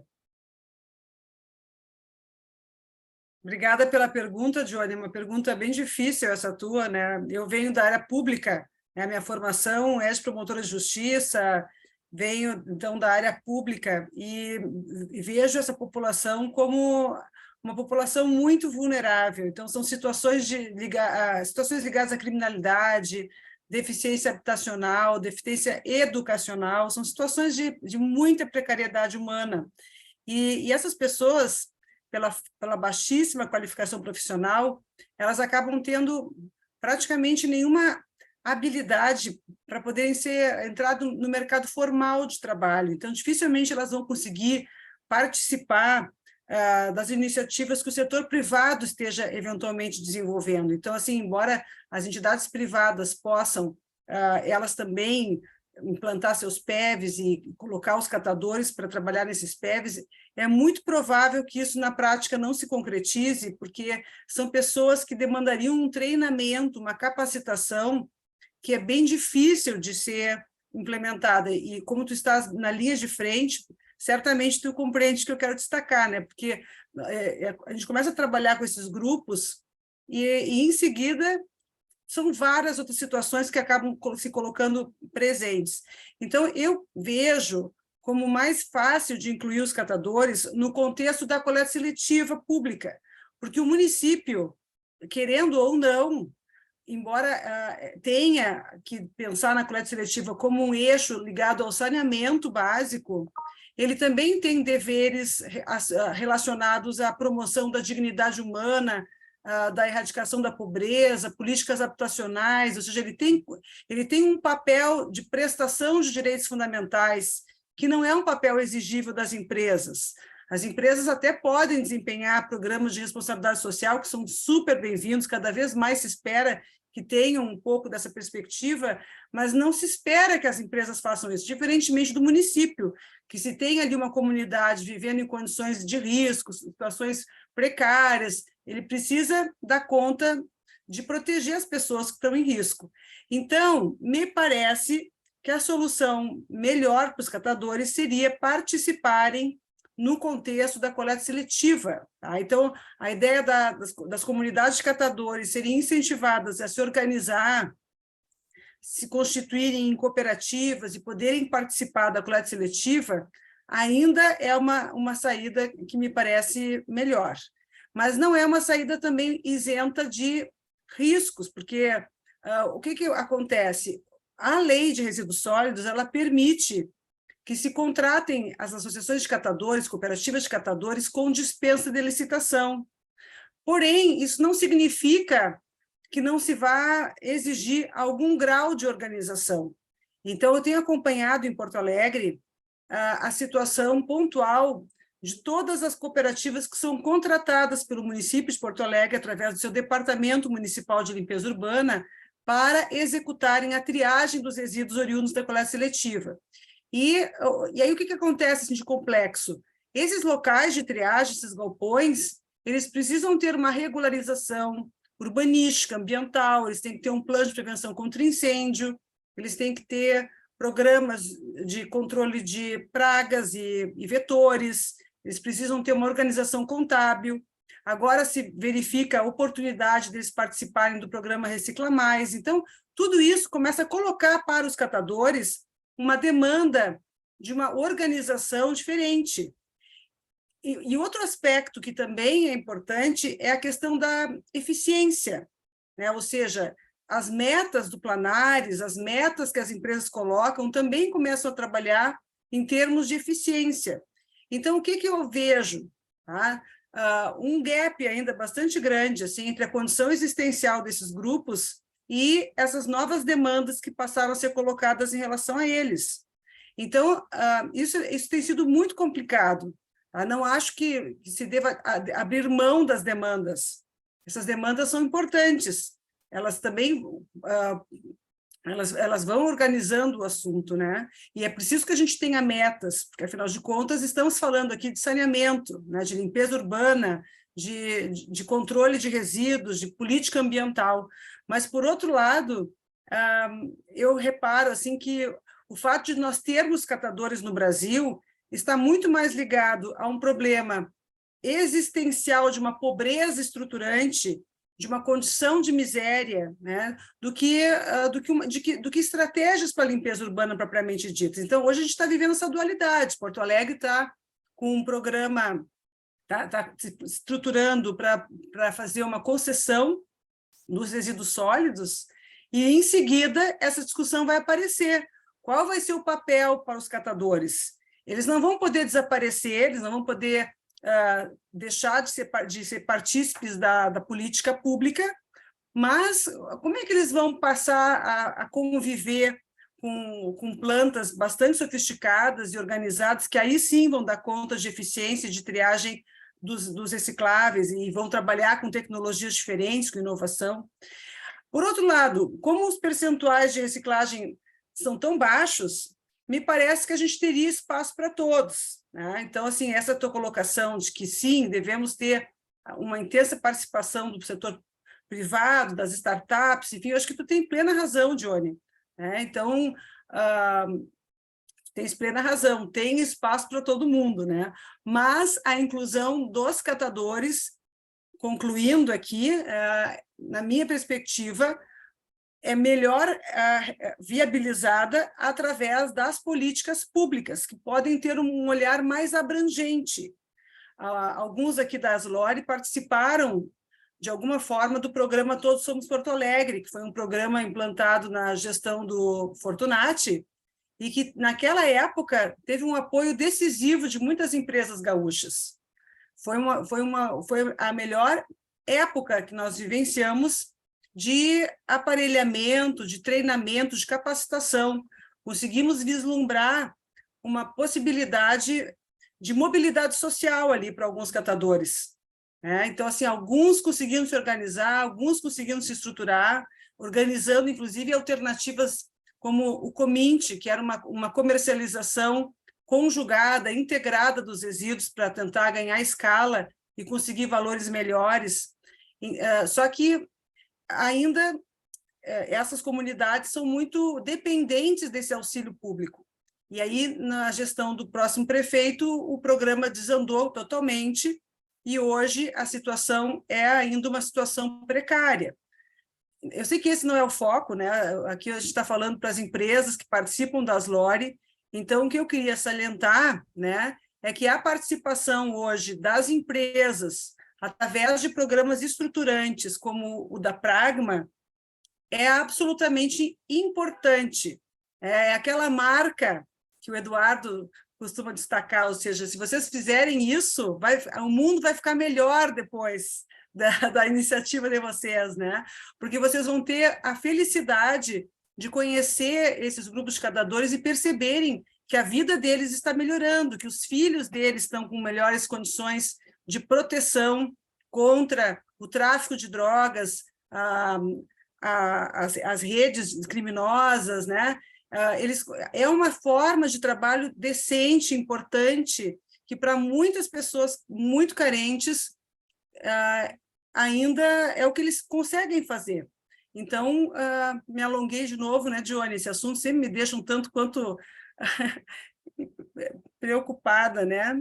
Porque é a dúvida mesmo, né? Eu sei, muitos aqui nos assistem são engenheiros e sabem, a gente fica naquela opção, né? De um lado, a visão da eficiência que o saneamento exige completamente, de outro lado, a abordagem solidária, né? Então, a gente está, de certa forma, optando por um viés solidário. Talvez não se consiga andar num ritmo tão intenso para alcançar determinadas metas, mas, por outro lado, a gente está conseguindo, talvez, percorrer outras metas, né, de resgate de pessoas que estariam muito, muito vulneráveis se não tivessem esse tipo de atividade hoje, né? Então, esse trabalho que vocês desempenham é muito valioso. O Johnny falou aqui da questão da organização, é um aspecto importantíssimo, ou seja, a educação para o cooperativismo, a educação para o diálogo. Pode parecer uma coisa louca isso, né? Porque a gente tem todos aqui viemos de uma condição de vida boa, com filhos, família, enfim, temos todos uma condição boa, mas esses grupos, às vezes, não conseguem conversar. Eles têm uma dificuldade de entendimento, de diálogo. Então, esse trabalho que o Johnny faz com seus assessores, que vão lá e ensinam as pessoas a constituir um estatuto, organizar uma cooperativa, começar a prestar contas, começar a organizar a nota fiscal, isso acaba tendo um papel de educação para a cidadania, que eu valorizo muito. Eu acho que isso é muito importante num país como o nosso, né? Então, é isso, Johnny. Não vou me alongar mais, senão vou acabar monopolizando aqui a conversa e queria muito ouvir a opinião dos outros a respeito disso, né? Cada um aqui tem uma contribuição bacana para passar. Doutora Annelise, muito obrigado, não se alongou nada, acho que viu, Estouralho Eduardo, eu acho que aqui tem uma agenda que, se vocês toparem para um segundo momento, a gente fazer com a doutora Annelise, porque é uma controvérsia, doutora Annelise, que eu tenho entrado muito fortemente, que é o seguinte, o Tião Santos, que é uma liderança dos catadores lá de Gramacho, eu conheci ele lá dentro do lixão, quando eu fui lá coordenar a parte social do fechamento do lixão. E o Tião usava uma frase que é a mesma coisa que a senhora acabou de falar, só que dita de outra forma. O Tião dizia o seguinte, olha, vocês vêm aqui romantizar um negócio dos catadores que estão aqui, que são verdadeiros heróis ambientais e tal, mas deixa eu contar uma coisa para vocês. A minha mãe, quando me levou para o lixão, ela não pegou da minha mão e disse, vamos lá, meu filho, salvar o planeta. Não, quando a minha mãe me levou para o lixão, ela me levou porque a gente não tinha que comer, e foi para lá por absoluta necessidade. Então, o Tião chama muito a atenção disso e diz para a gente, olha, a gente tem que entender que os catadores precisam estar, mas os catadores precisam de um apoio do Estado, não é só do privado. A gente precisa ter uma sintonia da ação privada com o Estado, porque tem uma série de carências e que são carências que o Estado precisa suprir, né? E eu sempre digo, às vezes até com as empresas, doutora Annelise, algumas empresas vêm, não, mas e agora, como é que vai se desenvolver? A cooperativa está indo e já cresceu. Eu dizia, gente, olha só, nós não estamos lidando com uma pequena startup formada por estudantes universitários de famílias numa condição melhor, que acabaram de se formar em alguma coisa e resolveram montar a empresa. Nós estamos falando de um trabalho com um segmento social que, infelizmente e invariavelmente, mora mal come mal, não tem acesso à educação, não tem acesso à saúde. Então, eu acho assim, enxergar essa realidade que a senhora trouxe aqui, eu acho que nos ajuda a planejar melhor como incluir os catadores de uma forma que não seja frustrante, nem para eles e nem para nós. Porque nós estamos falando de pessoas que, às vezes, a única coisa que tem na vida é esperança de tentar conseguir alguma coisa melhor. E quando a gente vai lá e frustra eles, a gente acabou com um pouco que tinha de esperança para fazer alguma coisa. Então, eu acho que é um debate assim importantíssimo e que acho que a gente precisa fazer mais ele de fato. Mas queria ouvir aqui também o Eduardo e o Storoli aí. Não sei qual dos dois aí prefere ir primeiro. Bom, eu posso apenas dizer o seguinte, o meu pensamento corrobora 100% do que você está falando, amigo. A gente sabe desde o começo, né? E a gente, quando começou lá atrás, com o Acordo Territorial, sabíamos que era uma questão meramente assistencialista. O que existia naquele momento, predominantemente, eram pedintes sociais, né? Que não tinha a menor noção de como ser um empresário disso. E a ideia era, não, isso não é um status que não mantém satisfeito em tê-lo. Então, faz sentido uma empresa se aproximar deles, até porque naquela época, uma empresa que tivesse responsabilidade chamada responsabilidade social, sequer faria um contrato com eles pelos passivos que eles têm no próprio trabalho deles, né? Mas a partir do momento que a premissa é você, encontrando uma situação desse tipo, e você trabalhar para a transformação desse ambiente e dessa condição, então deixa de ser imoral. Você passa a ter, então, um papel que ajuda a questão ambiental, mas também ajuda essa matriz social, que é uma matriz extremamente importante nesse projeto estruturante.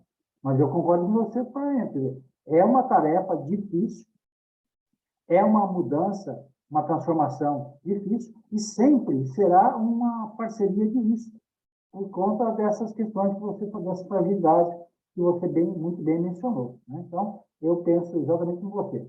É um desafio muito grande, mas é um desafio que a gente entendeu que dá para se aproximar, e se a gente, às vezes, não está performando de forma como uma legislação está pedindo na reciclagem e tal, a gente está performando também na área social.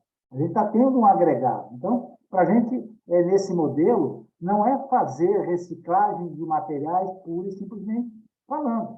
É, na verdade, trabalhar uma estruturação social, melhoria de condição de trabalho, melhoria de estrutura de trabalho, melhoria de conhecimento, de sensibilização e também melhoria da condição de separação e de reciclagem. Então, é um grande desafio, mas a gente evoluiu bastante, porque se a gente analisa hoje as centenas de cooperativas que hoje são parceiras de empresas que trabalham de programas que operam, não só o Pragma, o Agiore, a gente vai ver que já houve uma movimentação social e da condição de trabalho deles. E a condição lá atrás era uma, hoje ela está completamente diferente. A percepção é de melhoria. E eles, inclusive, hoje, muitos deles, se empresariaram muito bem. Eles têm capacitação, melhoraram, abrangeram, evoluíram para não só triar, mas também coprocessar algumas coisas, certo? Então, a gente vê que realmente esse esforço, esse desafio traz um fruto. Se não, talvez, tudo que a gente desejaria que o meio ambiente retirasse, né, da disposição final, mas certamente o conjugado desse esforço está extremamente positivo e a gente deveria continuar. Essa é a minha opinião. Eduardo. Ok, bem, eu só quero dar duas contribuições com relação a isso. Eu acho que esse ponto aí é chave, né? Eu acho que todo mundo resumiu bem. Acho que a doutora Annelise usou o termo gap, né? Existe um vácuo, né? Um vazio na sociedade em relação a esse público, né? E isso precisa ser corrigido, melhorado, né? Eu acho que isso se deve muito ao país em que nós vivemos, né? Essa dificuldade social, educacional e de saúde aí de um país em desenvolvimento. E a gente nota isso nos projetos que nós temos da Aslore aqui no Rio Grande do Sul com algumas cooperativas, né? Então a gente recentemente aí teve uma vistoria aí nelas aí para melhorias, né, dos projetos estruturantes, e teve uma delas que não tinha nem banheiro, né? Então, assim, a gente fica estarrecido aí com essas notícias que a gente recebe aí quando a gente vai aí a essas cooperativas, né? E isso impacta, inclusive, do ponto de vista operacional, né? A gente nota aí cooperativas sem recursos para fazer melhorias de segurança do trabalho, estruturais, né? De combate a incêndio, de estrutura de cobertura de telhado. Então, assim, as dificuldades são imensas, né? Como é que a gente consegue garantir também a produtividade desse público, né? Para entregar os volumes que a gente precisa, né? Então, é necessária essa aproximação, né? E chama atenção o quanto já se fala nisso há tanto tempo e o Estado não consegue dar conta dessa melhoria que é tão necessária, né? Então, o segundo ponto que eu queria trazer é o que a gente está fazendo também agora como associado, no caso da Mercur, né? Lá em Santa Cruz do Sul, hoje eu estou em Venâncio Soares, em Santa Cruz do Sul nós temos uma cooperativa bastante atuante, né? Que hoje está fazendo a coleta seletiva em praticamente toda a nossa cidade, né? E nós, da Mercur, temos uma aproximação muito grande com eles, né? Tanto que a gente faz uma troca com eles, né? A gente tem uma parceria muito grande, sabe? A gente doa todos os nossos resíduos sólidos das operações industriais para eles, tá? Ao contrário de várias empresas que vendem esse material, né? A gente doa para eles. E a gente também cede, seguidamente, mecânicos, eletricistas, etc., para apoiar na manutenção, né, das operações lá na esteira e etc., né? E, em troca, a gente recebe eles, ou melhor, eles nos recebem na cooperativa para visitas, né? Então, nós temos um programa de educacional dentro da Mercur, onde nós levamos todos os colaboradores para conhecer a cooperativa de catadores, para ver aquela realidade que aquele lixo, né, que é um resíduo, mas aquele lixo que nós geramos na nossa casa, na nossa família, para onde ele está indo, né? E as pessoas ficam super impactadas porque a grande maioria, 99% das pessoas nunca pôs os pés numa cooperativa de catadores, né? Ou mesmo num lixão.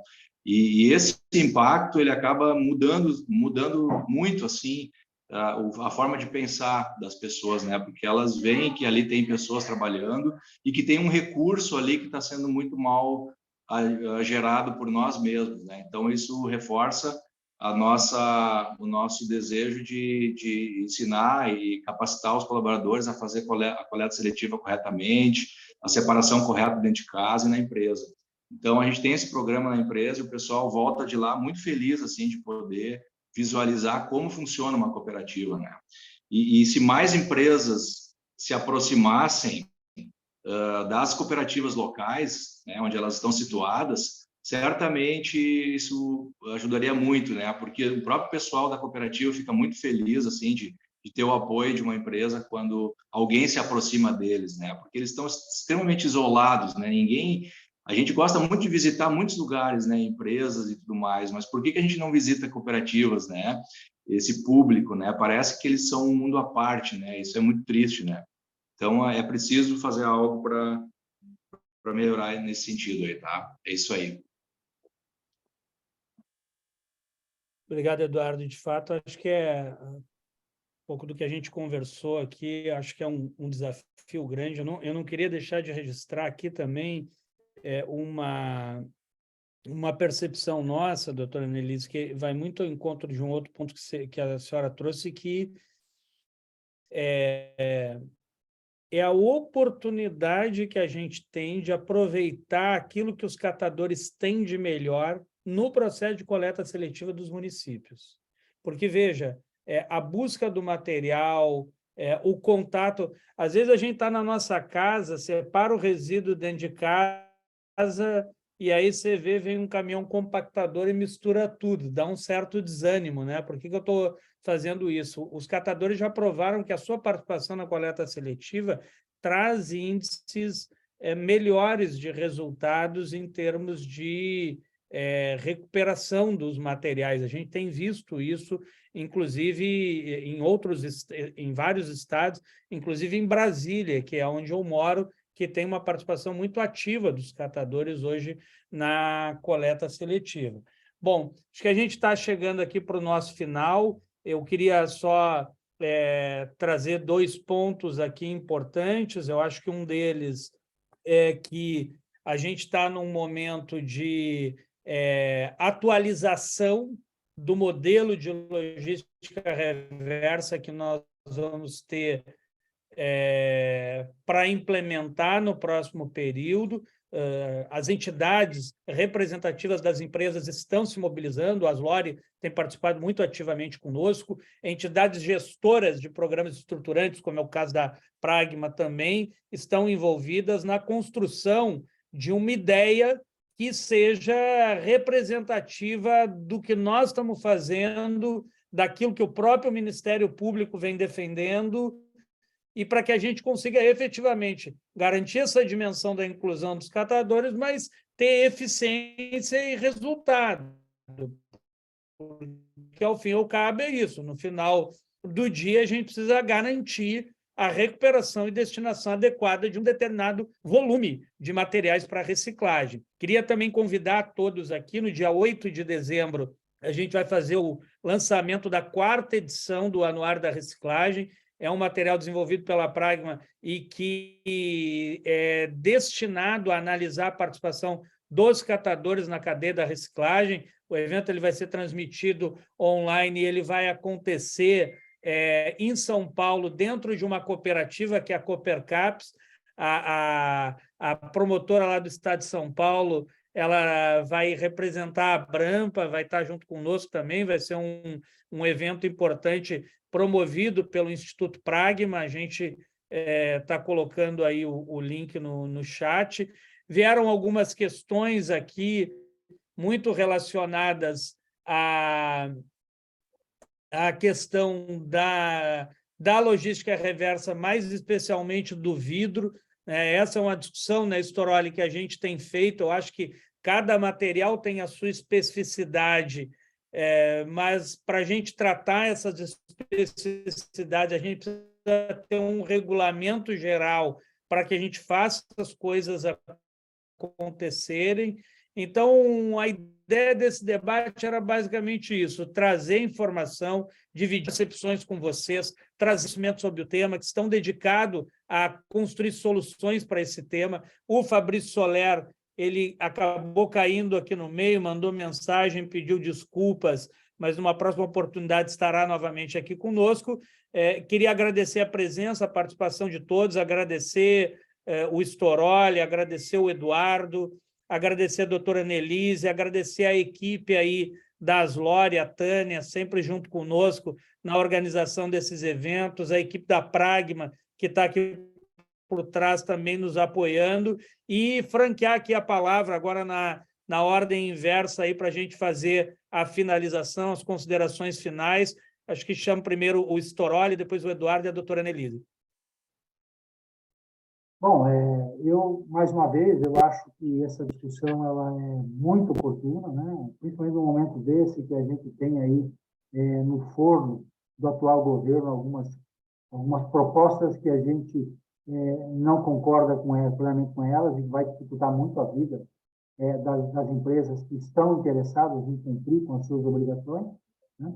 A Annelise falou sobre a dificuldade que as empresas têm. Nós já desenhamos vários cenários possíveis, porque as legislações estaduais diferem de estado para estado, alguns deles, né, diferentes, e a federal, de alguma forma, vai num caminho completamente diferente, né? Enfim, a gente tem, nesse momento, assim, esse diálogo é importante, até porque eu acho que com a nova equipe chegando, e talvez estando um pouco distante, pelo menos há 4 anos aí distante do assunto, né, eles precisariam entender um pouco essa nossa reclamação de nos colocarmos na discussão para mostrar as nossas virtudes, até para sanear os nossos defeitos, né? Porque realmente o cenário que se vislumbra para o ano que vem, caso prevaleça esses decretos que, teoricamente, estariam possíveis de serem publicados ainda até o final do ano, né? Realmente vai ser muito difícil para as organizações cumprirem com essas obrigações. Em alguns casos, inclusive, a operacionalidade não é possível, mesmo que você quisesse ser feito. A exemplo do MTR, né, que usaram um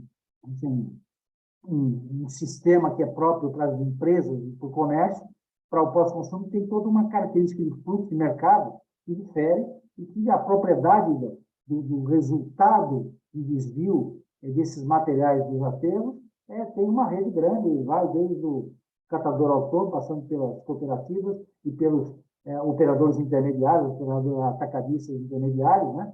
E é muito difícil você acreditar, né, acreditar o resultado para essas cadeias intermediárias, que são, de fato, aqueles que estão tirando do meio ambiente. Então, realmente, o cenário é muito, muito difícil de se enxergar para o ano que vem. Há uma insegurança jurídica extremamente elevada, e a gente, nesse momento que nós deveríamos estar, na verdade, já programando todos os orçamentos desse ano, para o ano que vem, que é o hábito das empresas, né? A gente tem dificuldade de entender qual seria o tamanho da necessidade em função disso tudo que está caminhando paralelamente e coisas que se conflitam, né? Então, realmente, eu acho que é muito legal essa nossa discussão, porque compartilha, né, os diversos tipos de entendimento, os diversos representantes que estão envolvidos nessa questão complexa, que é a logística das embalagens em geral, né? E realmente é a minha esperança de que, quem sabe, até o final do ano, a gente tenha, nesses novos atores que virão para o meio ambiente, uma sensibilidade, pelo menos, sentar e discutir com todas as partes para verificar o que tem que ser melhorado, modificado, revisado, ou até eliminado, né? Para que a gente possa continuar progredindo e melhorando continuamente, que é uma caminhada, uma jornada que a gente está fazendo desde 2015, depois da celebração do acordo setorial, tá? Então, essa é a minha esperança e o meu voto. Vai lá, Eduardo. Bom, gente, obrigado. A minha fala final é corroborando aí as palavras do Storoli, né? A gente discute nos nossos encontros aí semanais essas dúvidas que permeiam aí essa temática, né? Isso é muito ruim, porque traz essa insegurança aí tanto para nós quanto para o associado, e a gente espera que o novo governo aí consiga se organizar para melhor conduzir essa temática, né? Eu acho que é por aí, não tem muito também o que mais dizer, né? A não ser aguardar aí as cenas dos próximos capítulos, né? Torcendo para que haja essa sensibilidade no sentido de favorecer tanto a questão de recursos, né? Considerando que o lixo não é lixo, né? Lixo, na verdade, é um recurso. Considerando o cuidado com a questão ambiental, né? Que é preciso, né? E também a questão social. Eu acho que esse tripé todo aí, que é o famoso tripé da sustentabilidade, né? Que envolve dinheiro, envolve economia, envolve emprego e renda, né? Envolve o cuidado ambiental e também social. Tem tudo a ver com a temática logística reversa, né? Da circularidade, né? Que impacta, inclusive, na questão das mudanças climáticas, né? Em função de emitir carbono e ter transporte envolvido e consumo energético. Então, o assunto ele é muito maior do que a gente pensa, né? E eu acho que somente esses espaços de debate aqui, envolvendo, inclusive, aí o Ministério Público e também o meio empresarial e etc., vão conseguir levar a outras discussões aí para evoluir nisso aí. Eu acho que também, ao mesmo tempo, a gente está num bom momento de estar podendo falar disso, né? E de ter já essa movimentação toda aí, que envolve a temática, esses decretos aí, isso é bom, mesmo que por vezes não sejam os ideais, né? E a gente pode cometer erros, né? O caminho não era esse, vamos revogar esse decreto, vamos botar outro, mas o importante é discutir, tá em pauta essa temática para que se consiga achar um caminho futuro mais adequado para esse tema aí, tá bom? Muito obrigado a todos aí, também quero agradecer a presença dos associados, tá? E te passo aí a palavra novamente, Johnny, ou melhor, para a doutora Nelise, e desejar um bom fim de semana para todo mundo. Muito obrigado. Bem, então, assim, pela nossa promotoria, né, Promotoria de Porto Alegre, como nós temos uma atuação no estado inteiro, eu queria comentar que o Ministério Público está acompanhando também o plano de saneamento do Estado do Rio Grande do Sul, que está em consulta pública, e vamos fazer sugestões nesse documento, no sentido de que exista um planejamento do Estado também nessa temática, porque o Estado ele deveria induzir melhor também esse tema da logística reversa, no sentido de fomentar a estruturação de polos regionais de consolidação, junto a aterros sanitários, enfim, uma política mais indutiva, também dialogar com os setores envolvidos para tentar identificar oportunidades de negócios, oportunidades de atividade, que hoje esse tema, ele realmente, acho que a conclusão do grupo aqui da tarde de hoje, falta muito, assim, uma regulação, a ausência do Estado nesse tema é muito importante, é uma coisa impressionante mesmo, ou seja, a gente ainda vivencia aqui um contexto onde cada um atua meio que por si, né? E a falta de uma capacidade de organização do Estado ela é muito evidente. Então, nessa transição de governo, esperamos que possa haver um diálogo maior com todos os setores envolvidos, inclusive com os municípios, que foram excluídos lá no âmbito do acordo setorial, mas que não podem ser completamente ignorados, eles precisam ser considerados no âmbito da estruturação dos programas, de uma maneira transparente, né, de uma maneira tranquila. Aqui em Porto Alegre, os acordos que nós estamos fazendo, eles nem entram muito nos valores que são pagos. O que se pede é que existam programas que sejam sindicáveis e que tenham continuidade. Então, assim, é isso que, do ponto de vista do setor público, se gostaria de ver implementado, ou seja, programas que tenham uma consistência e que tenham uma continuidade, que não sejam aquelas situações pontuais, episódicas, e que possam ter um planejamento de futuro, pensamos em escalas, em rotas logísticas, em oportunidades de desenvolvimento.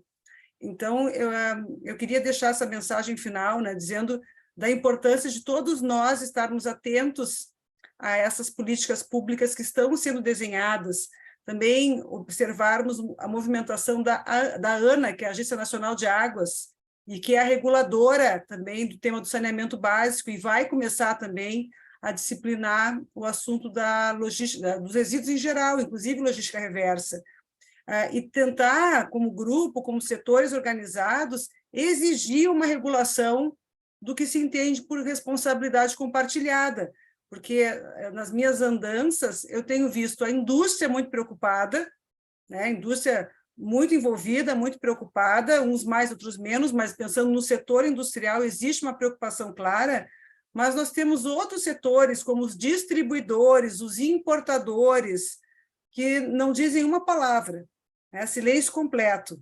Os varejistas também, ações pontuais, né? Às vezes, alguns fazem uma parceria com a empresa A, B, C, D, uma atividade aqui, outra atividade ali, mas a gente não consegue ter, pelo menos eu não vejo, posso estar sendo injusta aqui, né? Mas eu noto um pouco pelas iniciativas de procura do próprio Ministério Público, né? Nesses anos todos em que a gente tem processos, a gente tem conversas, existe um silêncio absoluto de determinados segmentos, e que estão lá dentro do contexto do conceito de responsabilidade compartilhada. Tudo a mostrar que algo não está bem, né? Ou seja, está faltando clarear melhor, porque, no limite, isso tem a ver com custos, tem a ver com financiamento, né? Existe uma necessidade de uma regulação a respeito de como que isso vai ser feito, e me parece que é um assunto que não é muito explícito, né? Então, enfim, nesse fim de ano, né, oremos para que o ano que vem possa ser melhor, possa ser mais claro e possa haver maior abertura do governo federal para a participação de todos esses setores que têm muito a contribuir com a produção dessas políticas públicas. Muito obrigada, então, Dione, muito obrigado aos associados da Aslore, ao próprio Eduardo, por nos oportunizar esse evento. Excelente fim de semana para vocês. Obrigado, doutora Annelise, Storoli, Eduardo, toda a equipe aqui. Acho que o debate é um debate importantíssimo, né? Eu sempre digo isso. A gente precisa entender que nós não estamos numa ilha, né? A gente faz parte de um contexto maior, né? E a gente tem um planeta para salvar. Acho que as mudanças climáticas estão nos mostrando isso. E o nosso papel aqui no setor que mexe com o setor de resíduos é fundamental. Isso impacta na saúde, no saneamento, enfim, em vários outros aspectos, inclusão social. Então, acho que é um debate intenso, a gente vai fazer ele muito ainda. Espero que agora, como a Storoli lembrou, doutora Annelise e todos aqui, que a gente possa, no início do próximo ano, abrir um novo período, mas um período de diálogo, onde o setor privado possa ser escutado, né? Eu sou testemunha aqui do esforço que a Aslore faz para cumprir a sua obrigação, né? Mas a gente quer poder ser escutado, né? Como outras associações também fazem, mas a gente quer ser escutado para poder ajudar a aperfeiçoar o modelo. Acho que esse é o grande desafio, e esses debates são sempre muito importantes para que a gente vá refletindo, temas vão surgindo aqui. Muito obrigado a todos, um bom final de semana e a gente se encontra na próxima, pessoal. Obrigado, tchau. Tchau. Tchau, pessoal. Boa tarde a todos. Boa tarde a todos. Tchau.